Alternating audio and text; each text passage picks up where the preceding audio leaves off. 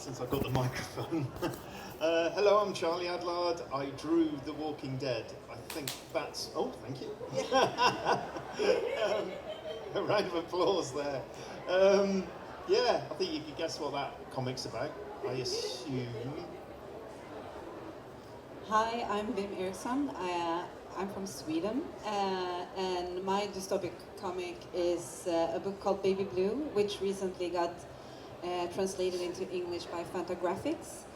And it is a dystopian tale about a society where you're not allowed to show any sad emotions, and all like sad pop culture, movies, music is strictly forbidden.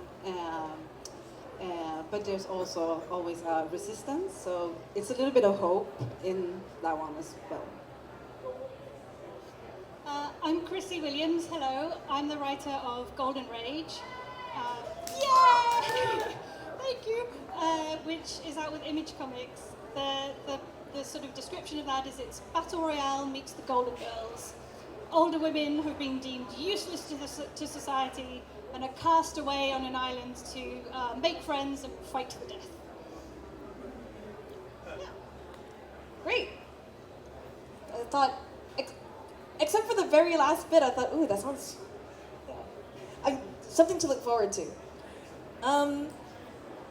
Okay, so my first question, this is for everybody, is although the respective dystopias you've created or co-created differ in many ways, one thing they have in common is they don't fully explain how their dystopian circumstances came to be.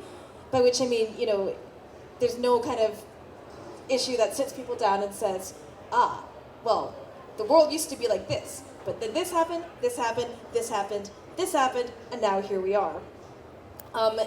Instead, we're introduced to characters who are in the midst of, or have to quickly get used to, an already collapsed or somehow broken civilization. What speaks to you about this approach, and how does it shape your creative process?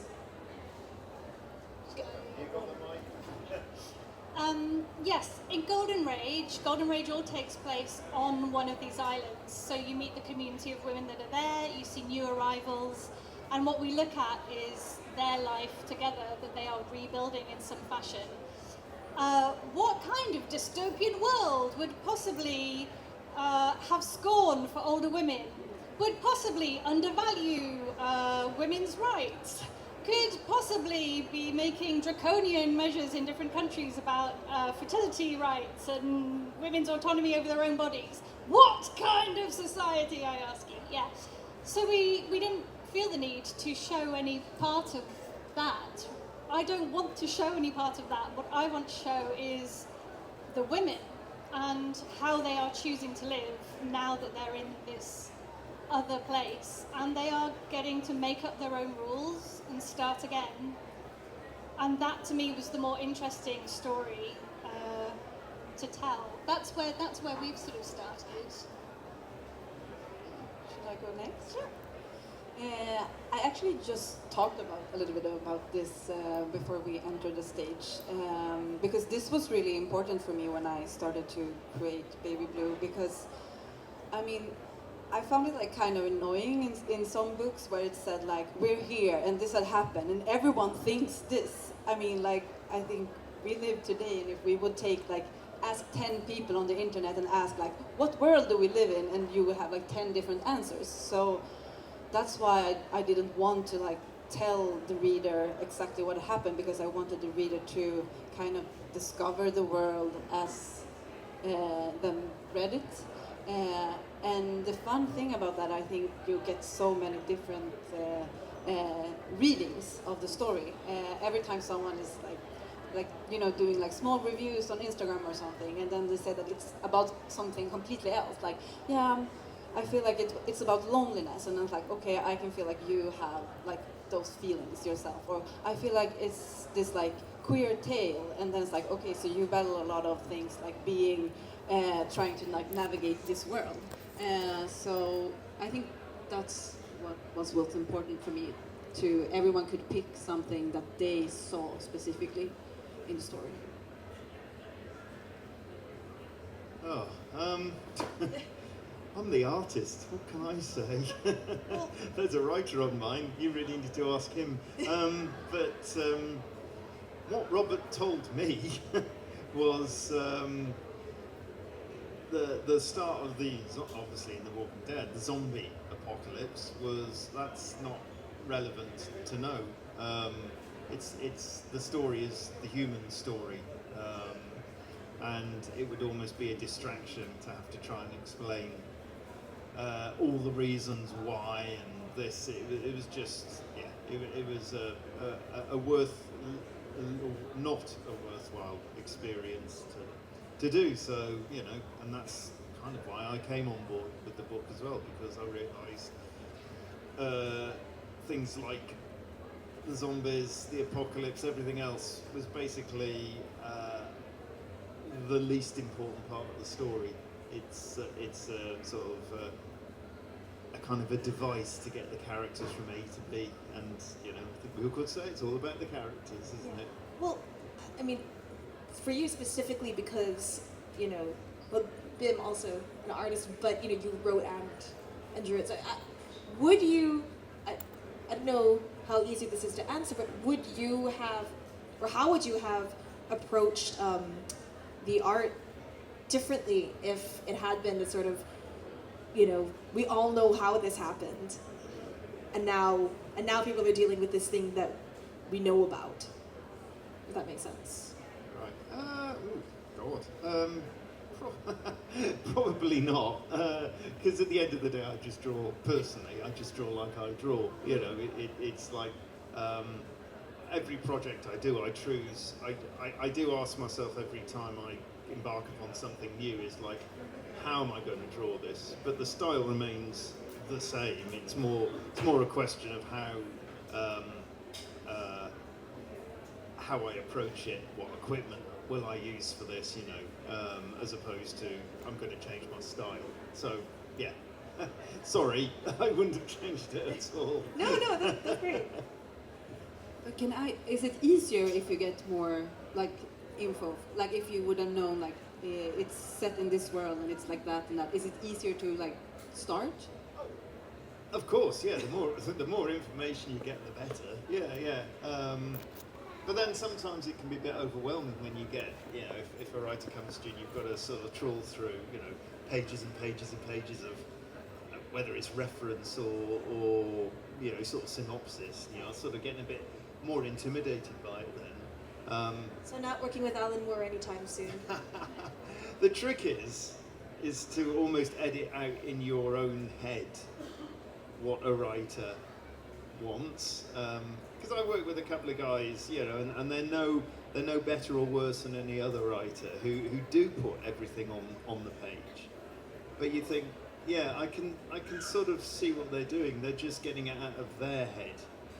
I don't know what you do, but they're getting out. Yeah, the ones I've worked with, you realise they're getting out of their head, but they're not necessarily expecting you to draw what they're putting out on paper. I've had scripts from certain writers that, you know, for one page are, you know, 2 or 3 pages long because there's just infinite descriptions and things like that. But you kind of go, you know, when they're describing, you know, the mood of not necessarily the mood, but things you can't actually physically draw, or, you know, tiny little things on desks and things like this, and you're going, well, I could draw that, but I think for them, they're just establishing the character to themselves, yeah, which is just a process, isn't it, for them? So that reminded me of the sort of the opposite of that, which there's famously a John Wagner Dread script, which it says, it starts with Dread, Grim, panel 2. Yeah. Yeah. Well, that's all you need. If that's all you need, you know, if it's just Dread just standing there in Mega City, just looking his usual self, that's all you want. So, you know, one thing that struck me about the different dystopias that you all depict is how the characters react to what is going on.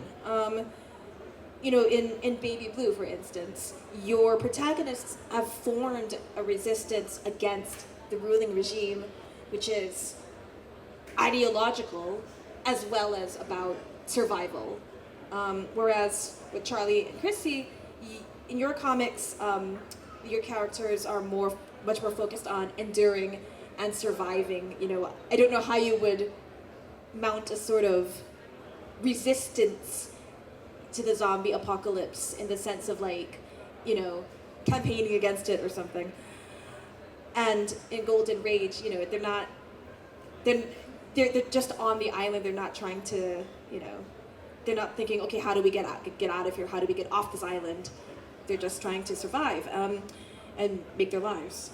So what would you all consider to be the relationship between resistance and survival in the context of dystopia? And is it possible to have one without the other? You guys go first. Well, I think for Golden Rage, it's the idea that the rest of the society has decided that the worst thing they could possibly do is still have these old and infertile women living in their society, throw them all away together. But actually, the island itself, the whole thing is just an exploration of community and how you forge those friendships and how there's a key point at one point where they get access to the means to leave, but they don't leave. They don't want to leave. The island is actually where they finally have an authentic community where they can be themselves and all of their true values are actually shown. This is, for me, that's what it is. It's not even about resisting what's happened, it's just more forging a new life. I think that's the kind of key question, is like, how would you live your life if you no longer had to sort of bow to all of the demands that are made upon us every single day? And what does that actually look like? And, well, I mean, it looks a little bit violent, but no, I think that's where, for me, that's where all the characters come together, is you get to see them just on their own terms. And that's what the important thing is for us, I think.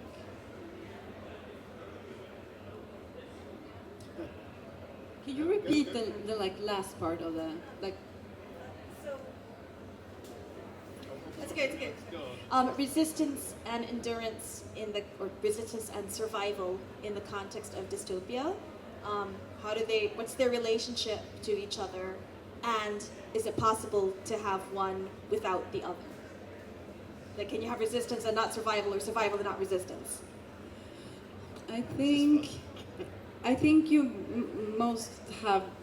have to have both, because it was important for me when I was writing and drawing Baby Blue that I didn't want, for example, like with the first question about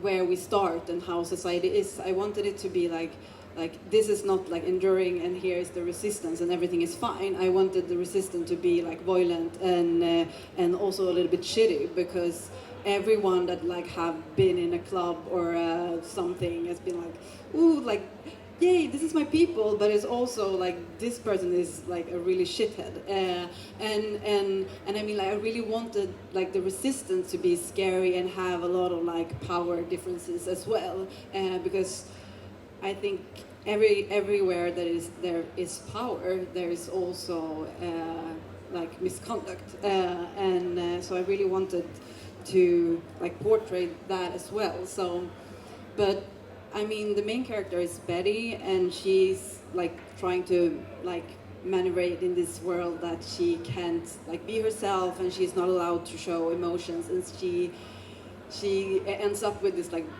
drug dealer that's like dealing her sad music that is forbidden, and then something happens that she's like taking out of her normal like routine, and then she ends up with someone from the resistance, and something happened that they have to take her with them, but they don't necessarily want to. So I mean, and I think resistance is so important, like in everyday life. I think I wanted to inspire people that they can do like small. I used to talk about soft resistance, like you know, even like in everyday life, like putting on some piece of clothing that you'd be like, are people gonna think I'm look ridiculous? Like that's also resistance. Like it's like we can do like small bits of resistance every time, and I wanted to have like small bits of resistance with this like big, really like violent, resistant movement as well. I don't know if that's like answer to the question, but. Oof. Well, yes. I suppose The Walking Dead is slightly different because you two have got like a human constructed sort of, enemy with people resisting against it. Whereas obviously with The Walking Dead we've just got the apocalypse and that's it. So with our characters, obviously. It's a slightly different scenario. There's no point in resisting against there is no system. That's the problem. It's just the end of the world. So, you know, it's all about survival in The Walking Dead, and it's trying to, obviously about survival and trying somehow to make the best of it. You know, to try and get back some vague form of humanity. And I always say, it could be, in our book, even though it's zombies, it could be any apocalypse, really, in The Walking Dead, because, again, it's all about just the conflict incurred by the extreme situations. So, of course, the characters are just going to, how they react is the reaction against that extreme situation, which in our world is the undead. And how they cope with all that fun and laughter. So. Okay. So I can't remember where this quote is, where this argument is from, but it's something that I find very, very. I'm sorry. I just was interrupted by Darth Vader breathing. Well, there's a lot of, sorry. There's a lot about how the body is at the focus of dystopia. So whether it's, zombies, which is, the body without the mind, if you like. That's sort of the classic zombie. Whether it's mental health as sort of public performance, whether it's directly about what's in there or not in there, I suppose. I just wanted to know your thoughts on that, and like, for instance, Charlie, how do you draw a zombie as different from a living person, besides, that part of them is falling off and stuff? If It's quite a distinct difference. yeah, but I mean, let's say it was, like the new zombies, for instance. You see someone who's like wearing a suit and a tie, and he looks kind of okay, except that there's nothing in the eyes. Yeah, what is your approach? What are your thoughts? What are my thoughts? Stylistically, it is literally that. There's there is nothing going on behind the eyes initially. But of course, they all say the scary thing about zombies, particularly, is not necessarily the fact that they're going to eat you, which is quite scary. But it's the whole fact about your loss of humanity and the loss of self, isn't it? Because you become almost, once you have become one, you are part of a whole weird collective. Even though they don't go around together doing things like a hive mind, they have one thought and one thought alone. So you've just lost. Not only have you lost your life, but you've lost your kind of soul and humanity, I suppose, and that's probably more scary than anything else, really. You just draw zombies just basically with their mouth open, just go. That's it. That's how I draw them. Simple. I just realized that my character doesn't have any eyes either. So because like in my story, like if they are not like fulfilling this like really good mental health, then they get like taken to a like care facility, and there they get this like medicine that's gonna make everyone like so cheerful and happy, and so they can like endure living in that society. They all of them look a little bit creepy because they have eyes, but they have no pupils. And I mean, so yeah, what I wanted them to, I think I had like two thoughts. Either they would be like a little bit zombie-like, but also I wanted it to be like, so their gaze was like turned inward, because it was this like scary society, even though it looks like this is all like joyful and happy. And I just love I just love how it looks, because it looks really like haunting, and to a point like when I'm working on my next book, when I have to draw pupils, it looks crazy. Everyone looks like a crackhead because they have so much like gaze, and they it looks really weird to me. But I hopefully can come back to that will look normal again. Sorry. Well, stylistically, I think our tool is probably realism.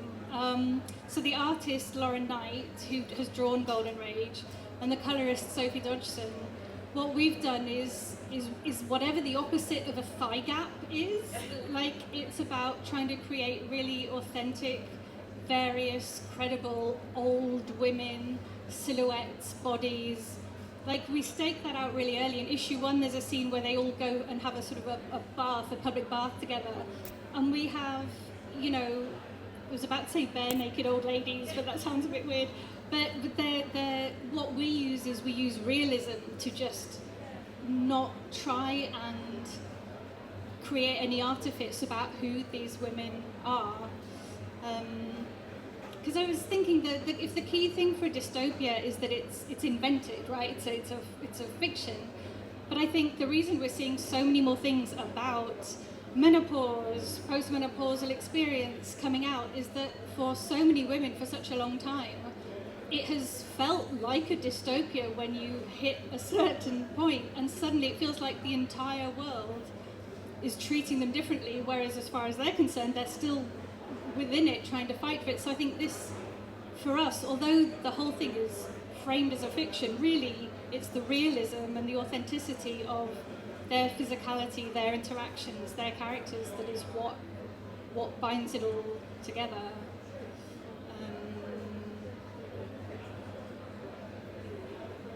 I think this is really interesting, because does people like address this to you? Like, because in my book, like my characters have kind of like wide shoulders, and there's like a lot of like small heads and like giant bodies, and everyone is like, why are they not hot? Like, why are they like they look gross? Like, everyone is, not everyone, but like some, mostly men, like make those kind of comments. Like, do you ever like is that like a big topic people talk about? I think possibly because of the age of most of the characters, it's not something that comes up a lot for us. But there's definitely that tension between wanting the women to feel, you know, capable and strong and challenging lots of stereotypes, but also the reality of, like, there's one scene early on where an alarm goes off and the two have to stand up and ready their weapons, and it takes 3 panels just to like get to their feet, and so we're constantly trying to tread both sides and show it's very much an ensemble cast, you know, so there's a bit of all these different viewpoints the whole way through. I haven't had anyone yet ask about like the hotness of, but yet. Yeah.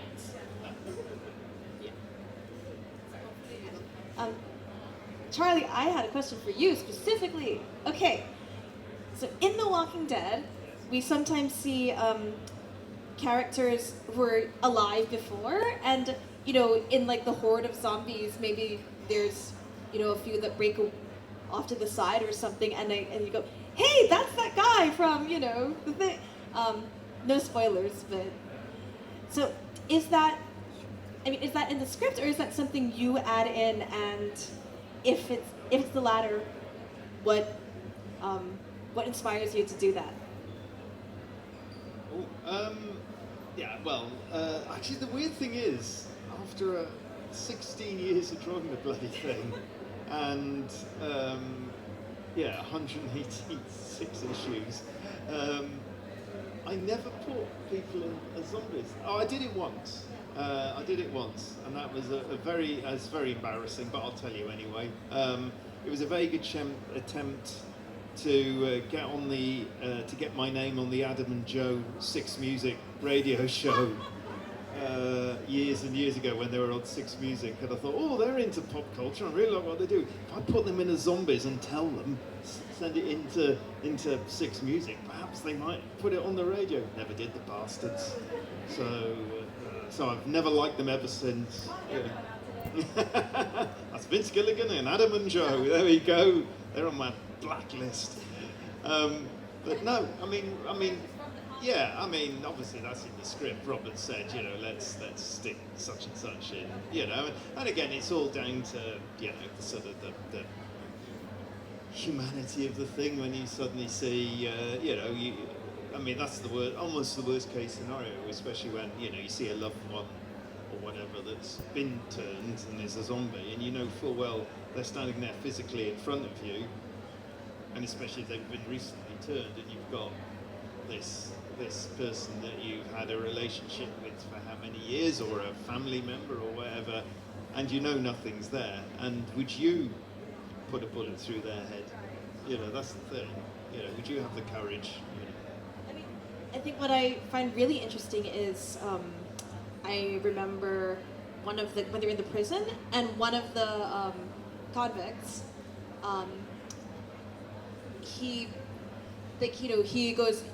gets got and by the zombies, and I can't remember how many issues later, like many issues later, there's a zombie that I'm pretty sure is him. Like, it looks just like it. I mean, yeah, I don't know, I find that so interesting that it wasn't like a big plot point. It was just sort of, oh, there he goes. Yeah. Might have been accidental. I don't know, I just generally can't remember. Oh God, I mean, I must have drawn zombies by the end of my time, literally in the thousands. So I must have done a few the same, occasionally here and there, so I can't, you're talking about I'm 60 next year, talking about an old man trying to remember stuff from, 15, 20 years ago? That's impossible. Well, this question is sort of for everybody, but it was inspired by a question I had for you as well, which is, hey man, why did you draw the baby getting shot? Because I had to go and cry in the bathroom after that one. But no, this is... Hey, Robert, nothing yeah. to do with me. But I'm more, in a larger sense, like, one of the things I notice about, well, I think Chrissy and Charlie especially, that the apocalypse is sort of, or dystopia is sort of characterized by the absence of reproduction, or, what that symbolizes for you. I mean, people still having babies in The Walking Dead, but then, baby got shot. It was very sad. So. Well, yeah, we have an aging cast. We have an older cast. We actually made a decision early on to even have the animals be female animals. I think so often women are defined by their decision to have or not have babies, or they are defined by their ability to have or not have babies. Really, this is about looking at women without that being their defining characteristic, because it's just there for everyone.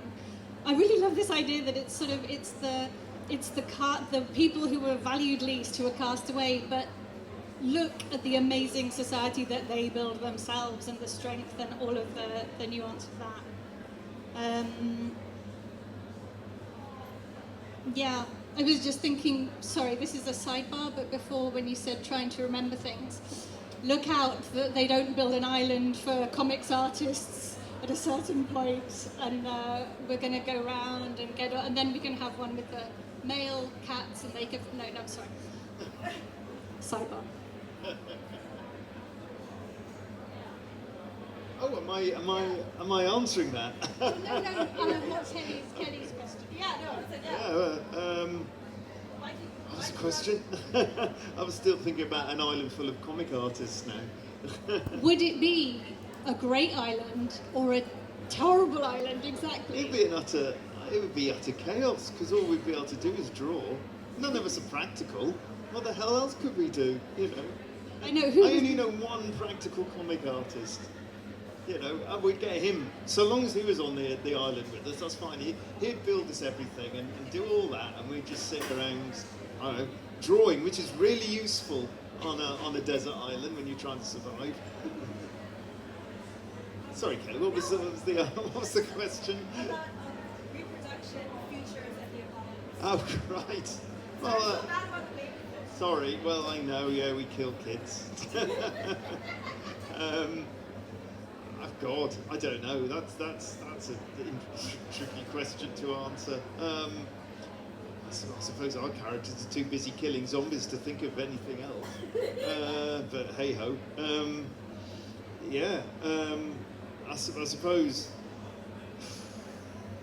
the thing is you get to a certain stage. I mean, in The Walking Dead, for instance, I mean the whole, we're building constantly towards, you know, that, and that's what Robert and I, well, Robert especially, and myself, when I came on board, realised what we wanted to do was to tell the whole story. So it is a rebuilding of society, you know.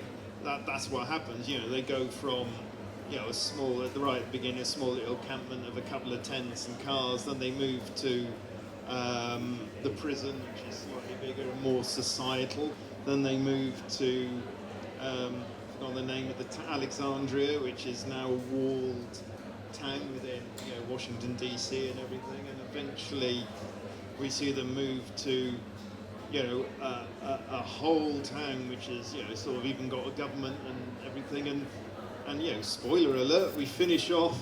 I think it's all right to tell you the end now. We finish off with a final issue, you know, triple length issue, which goes 20 years into the future, and actually show the whole world, virtually, or the world we know, which has been kind of, inverted commas, civilized again, you know, and everything's been put under a kind of a control, and society is starting all over again. And I do remember saying to Robert really early on, when we were doing it, saying, you know, if we're all on for the long haul, I don't want this thing to end in a nihilistic way. You know, this thing has to have some element of hope to it, because I kind of think it's fine, you know, if you're doing a short story or just a finite series. Okay, yeah, you can do that, but ours was such an epic, and we put through the characters have gone through so much that to finish on a downer would be just awful for everybody, for us, for the audience, you know. And we finish on, well, an incredibly positive note. You know, people do have the power to come through this. I'm not actually addressing the babies issue here, am I?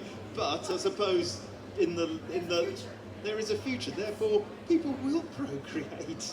Finally, they will have time, and they feel like once they have been having sex, they're not going to get interrupted by the undead halfway through, which is what happens in things like slasher movies, where they're punished for having sex, aren't they? So. Yeah, I was going to say, or if you have kids under a certain age, you'll be interrupted. So, yeah. That actually brings me to my last question, it segues in quite nicely, because after this, I'm hoping to open it up for audience questions if people have, which is about hope and dystopia. So, if the end of society means the death of the old world order, how does that make space for new structures and norms?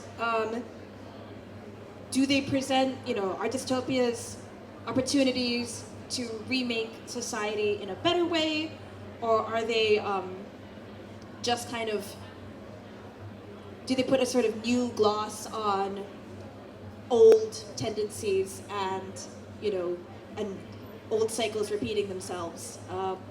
Yeah. Okay. I tend to think that we always think that we are in like the end of time, and like it's so bad now and it's never gonna be good again, or it was good before and now it's bad. And I mean, we think like that because we always like consume movies and stories, and then start at one point and then it ends at another. So I just think like it's the same in the stories that it is in real life.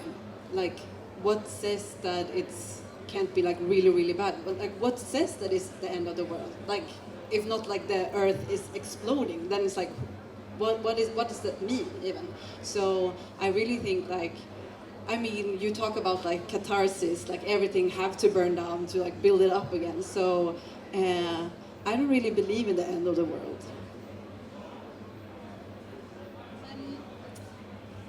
Yeah, well, I think one of the things that's really appealing about dystopians that we build in art is that they allow us to have very clear visions of, well, this is what moral courage looks like, this is what friendship or bravery looks like.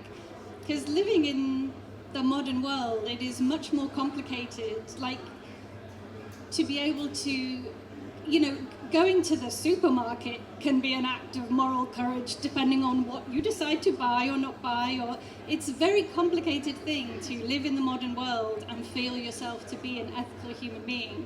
So I think dystopias are so appealing because they offer us a much clearer vision of all those values that we hope we can find in ourselves, or that we hope if we're tested will kind of come to the fore. And I think in Golden Rage, it's just looking through this particular lens at what is important in community. How does community function, and how actually an act of bravery is just seeing your friend, helping your friend off the floor when they need helping. It can be very, very small things, can be what binds a community together. Also machetes, but yeah, I think for us that's really what it's about. It's about community and finding ways to just live in the world. Yeah, I think, well, again, in The Walking Dead, like you say, that final issue, where things are, inverted commas, under control. I think, you hope when you're reading the book, and, what you might perceive to be after the story is finished is that society has another chance to rebuild itself, and perhaps we'll do it better this time, and it's kind of interesting to think that they've been pushed back to a kind of, not necessarily medieval sort of stage of existence, because you've got one of the characters, Eugene, building a railway, for instance, and things like this. So they know of technology, and it's kind of weird.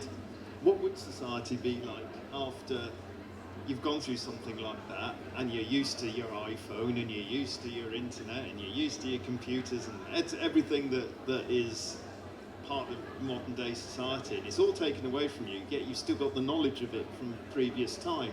So, how do you sort of carry on with society with that knowledge in the back of your head, that's what it used to be like, but there's no way you can ever achieve that because society's been, destroyed and rebuilt again. But I think, not to get too political, but I do think it's kind of interesting experiment that's happened in the world in the last 5 years, isn't it? Where we've had a pandemic and everyone thought we could start again, and the world was actually arguably quite, you know, even though we're all obviously suffering with the pandemic, how the world was recovering and everything was kind of getting better, and then everyone was under this impression that we'd all come back. And the world would all be, with all sort of societies all, you know, fought together to get through this thing. You know, it's like the Blitz spirit and everything. And we come back and the world's shittier than it is, isn't it? So, there we go. Let's finish on that, eh? Yay! We have some great taglines for this. But the world's shittier than it is. We kill kids. So, does anyone have any questions? We've got microphones. Would one of you, like, if someone raised their hand, could you run the microphone down to them? Oh, that's right. No. Okay, here. Hi. I just wanted to know, because dystopia is an amazing genre to me. For you, what is the most key important aspect of writing or drawing dystopia? So, like, for me, it'd be the themes and the message.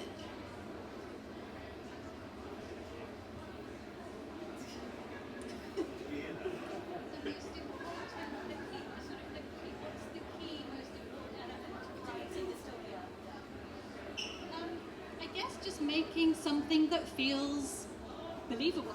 To me, I want something that is, okay, maybe there's melodrama, maybe there's other aspect, but it has to be grounded so that the characters feel believable, so you can get on board with their stories. I think for me that's the main thing. Yeah, and I think like it's the same with like writing or drawing, like any story, that it has to feel true. Like it has to, for me it always starts with a feeling, and then I want to, even though you write fiction, you have to like believe it's true, or like, you know, write it or draw it in a way that makes the reader like, okay, I understand that. I would act in this way. I haven't been in that position, but I think this is what I would do. And I just think that it had to feel believable, I think. Yeah, oh God. I mean, I suppose I'm a bit of I'm the odd one out here, because really The Walking Dead is not actually a dystopian society, is it? It's just the end of the world, you know, and, you know, I don't really know the actual accurate definition of dystopia. Well, you know, dystopia always to me means a society that is under, you know, obviously under the boot of a more authoritarian, you know, kind of leadership, government, whatever you want to call it. That's why I presume is dystopian, which is not The Walking Dead, obviously. So,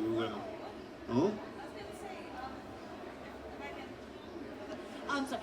If I can do a hot take here, I might argue that a zombie apocalypse is in its own way a sort of like an dystopia, in that, you know, you cannot, with the dystopian regime, you cannot reason with the regime, you cannot change the regime's mind. You have to just either resist on your own, or you have to bring it all down, and that is what they do in The Walking Dead. So. yeah. Oh no, there's a lot of resisting, that's for sure. This is resisting Walking Dead. No, but you said like it was more about enduring than resisting, but I believe like there is some form of resistance in not just like, okay, just make me a zombie and I can be a part of this hive behavior. So just by like keeping on living is a way to resist, I would say. We're explaining your comic to you, but there is that. Yes, there is that scene. What it's about?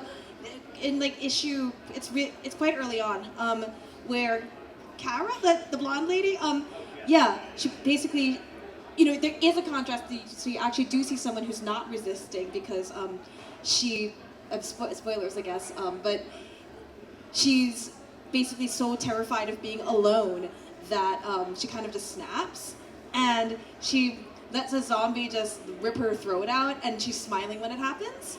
So yeah, I think there is, you know, it is a choice. It is a conscious or subconscious choice. But, yeah. Yeah. Someone's back there.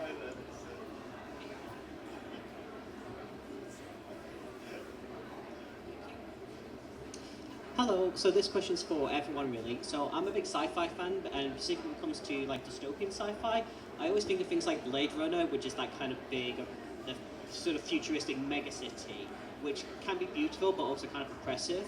And certainly for decades we have been seeing countless versions of that, isn't it? But recently we've had things like Severance or Pluribus, or even perhaps certain episodes of Black Mirror where they're kind of stripping away the high tech and just presenting something much more current and present day even. Is that just, do you think that's because there's a little bit more awareness now? We don't need the distant future to tell us about where we are going based on the present situations?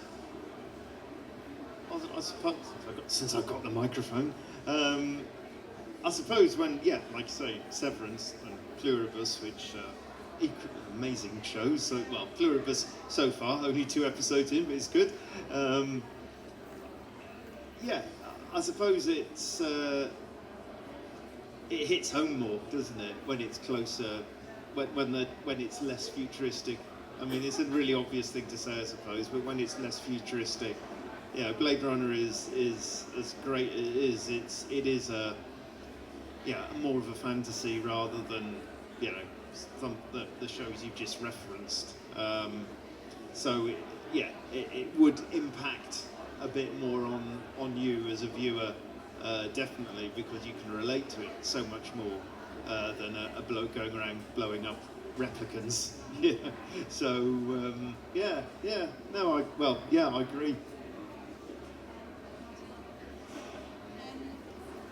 Yeah, I mean, Severance is a great example in that there's so many different things Severance is about, but at its heart, it's also about, you know, being friends with the people you work with, and that's kind of at the center of it.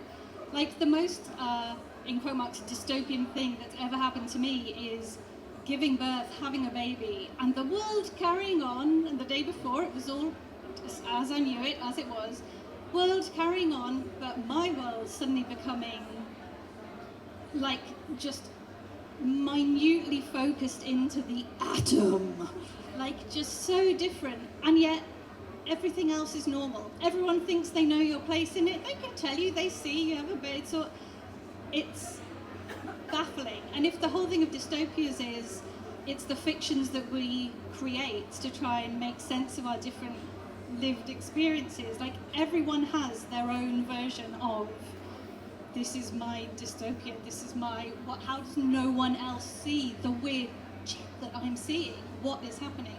So I think that's maybe why there's less focus on the technology and just more focus on the relationships and the characters. Yeah, I think I agree. I mean, who doesn't love a big like world building? I love that, but I mean, it also takes time, and maybe, I mean, as you said, like we've seen money is the answer.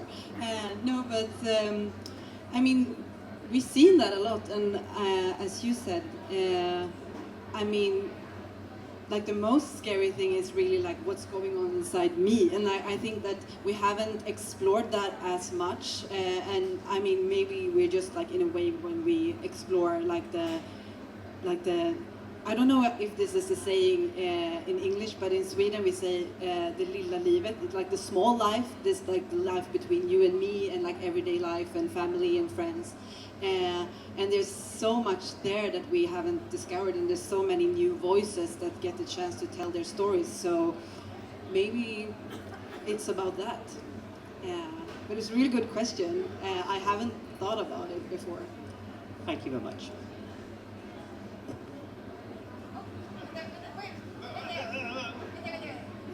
What? I don't know. Is there someone? Wait, sorry. Were you? Your hand was. Yeah, sorry. Oh, sorry. Someone put their hand No, up. most awkward. situation. Yeah, just speaking to the works that you do, what kind of art do the characters in your dystopias make, do you think?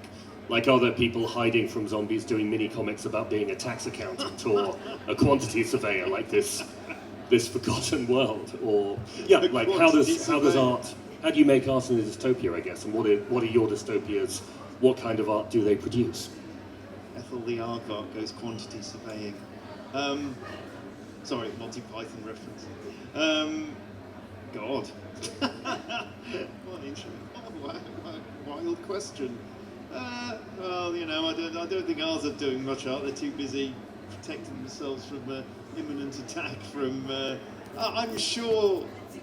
Yeah, I am sure as society progresses, you know, we never depicted that. We never depicted characters, I suppose, relaxing. But I suppose, you know, I suppose when you're reduced to a kind of a proto-medieval society, which is what they've been reduced to. I mean, if you go back to medieval society, and really if you're going back to, say, you know, the cliched peasant in a field sort of toiling the land, yeah, because they have to suddenly be completely self-sufficient for the rest of their lives. Do they have much time to do anything else? You know, it's only until, as I keep saying, back to that final issue where they get to a proper society with arguably an infrastructure that potentially gives them leisure time. I mean, that's how art is. A lot of it is created because we create it in our, you know, arguably our leisure time.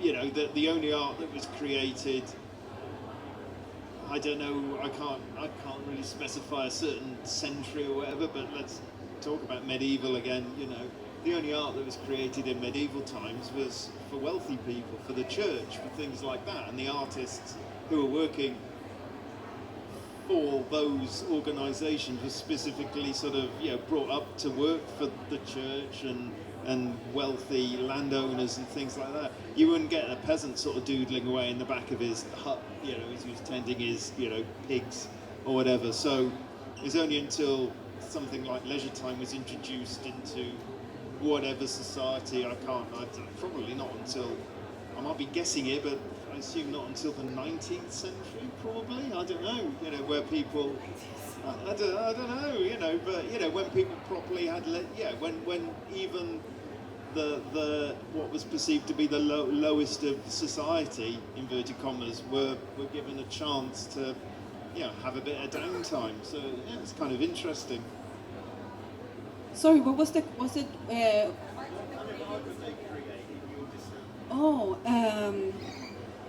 Oh wow! Can you answer? Yeah, no, well, so in Golden Rage, my writing background is I'm also a poet, and I've also done a lot of clowning and improv. My parents are really proud. But one of the things that happens in one of the issues, in issue 4, is to help someone who is trying to sort of face up to something about themselves. They literally send in the clowns. There are women who are clowns who I find clowning not a kind of like, you know, it's not a children's entertaining act. It's very much the idea of clowns walking the boundary between sort of provocation and going too far and creating challenging art that makes you ask questions about yourself. And there's a whole, there's like a 10-page sequence in issue 4 that's the clown performance, and it's all about fertility, and they are literally sort of juggling eggs and throwing eggs and breaking eggs, and it sounds a little bit facile the way I'm saying it, but I swear it works. So what I wanted to do there was show, like, okay, so what would a thoughtful society of women from all different experiences and backgrounds, actually, what might they do to try and help? Would they impose some authoritarian solution on something? No, it's about using art to draw people into having reactions and being able to become sort of liberated from just bottling stuff up, I suppose, is the basic level. Art helps us process and find out more about ourselves. And so I literally wrote that into Golden Rage. The other thing is that the dead women, as I said, there's an aging cast where they have really not had a lot of dignity, we assume, in their previous day lives. There is much more dignity in death there, and there's a whole series of women called the Dead Women who are just dedicated to looking after and taking care of the sick and the dead women and providing death rites. And they build sculptures out of, so this sort of memento mori idea, they're building sculptures out of the skulls and the bones. And when I first put it to Lauren, actually, if anyone's ever been to the Shell Grotto in Margate, the crazy little grotto, they don't know, they don't know why it was made, but it's covered in little shells and everything. And it turns out that you can't ask artists to draw minute things that cover a whole page because it's far too much work. But there's an idea there as well that they are creating the remnants of the life to create new art, so to remind us, but to be comforted by as well, knowing they will be cared for. Yeah, there's a load of art in Golden Rage, so this was a great question for me. Thank you. Thank you.